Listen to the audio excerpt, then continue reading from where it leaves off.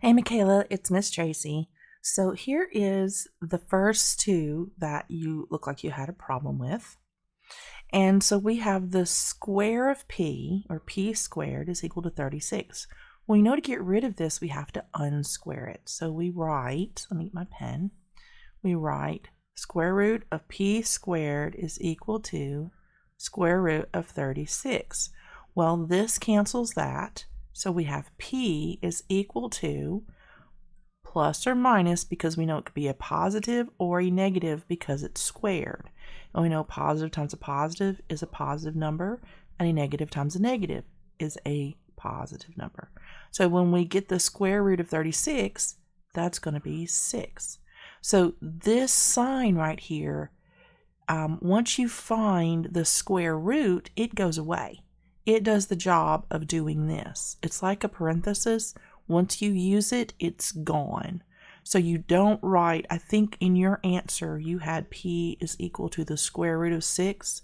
Well, we've already done that when we do this, so the radical goes away. That sign goes away because we've already done the operation. This operation is asking us to find 6. Okay, if that makes sense. So you don't, once you find the answer, once you find the root, you don't write this anymore. You write plus or minus 6. All right, same thing over here. We have the x squared equal to 100. We get the square root of both sides. X is equal to plus or minus 10. And there's a plus or minus symbol on the screen. Let me go to it. Let me click. When you go in here, you'll see right here there's a plus or minus symbol right there. So plus or minus 6, and then plus or minus 10. And then that should be marked correct. And those will be the answers that you want there. All right, the next one that you had a problem with was this one, where you had to find p. So I'm going to take this over to here and drag it in right there.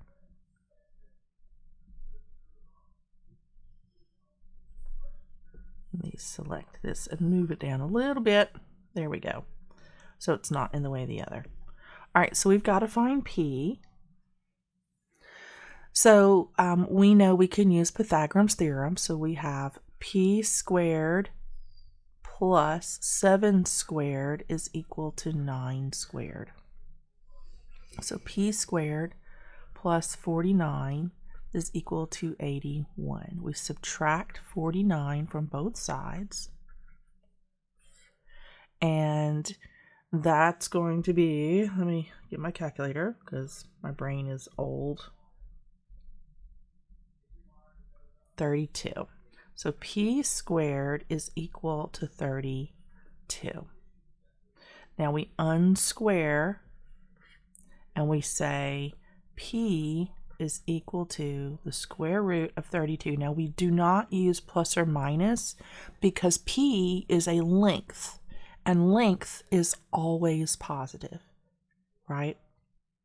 So we leave it as a positive, excuse me, we leave it as a positive square root of 32. All right, so that would be how you would solve that one. Let me look at if you had any more. So it looks like find m.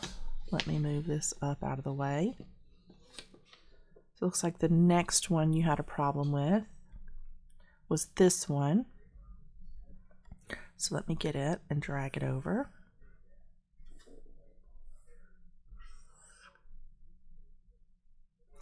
Okay, so we've got to find m here. Is that the one you had trouble with? Looks like you got that one right. Okay. Yeah, no, you got that one right. So never mind. Never mind. You got that one just fine. It was the last one. This one that you had trouble with. So let me grab it and bring it over.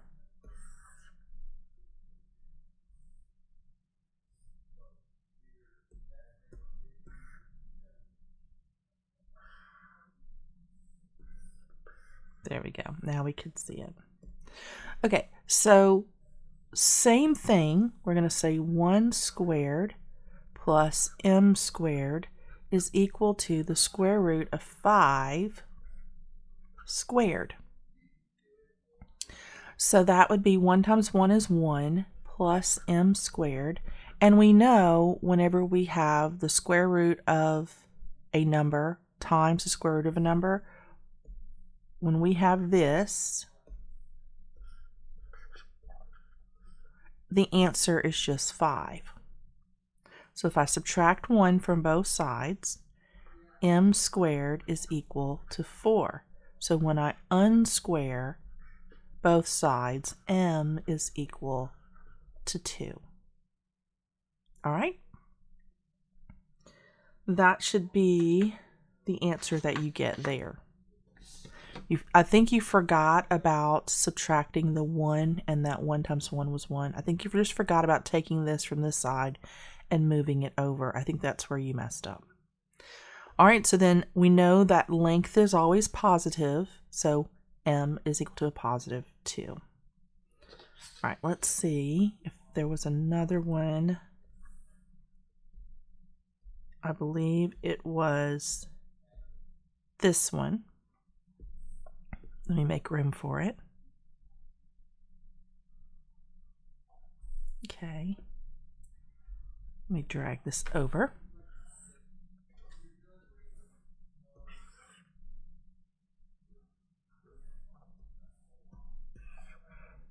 Okay. So first we need to combine all of our like terms. So this is an a and a b, and that's it. It's ab squared. We leave that the way it is. Now this is an a, 1a, and 2 b's. So this would be b squared also. This has a2 and another a, so that would be 2a cubed b. And this has 1a and 2 b's, so 2 b's. And this has 3 a's, 1, 2, 3, so a3 and 1b. So if I look at my variables, I've got invisible number 1 here, invisible number 1 here, invisible number 1 here. If I look at my variables, ab squared, ab squared, ab squared. Those three are alike, so I can add them together. So 1 plus 1 plus 2 is 4 ab squared. Now if I look at my a cubed b, I've got this one and this one. So that's going to be positive 2 minus 1.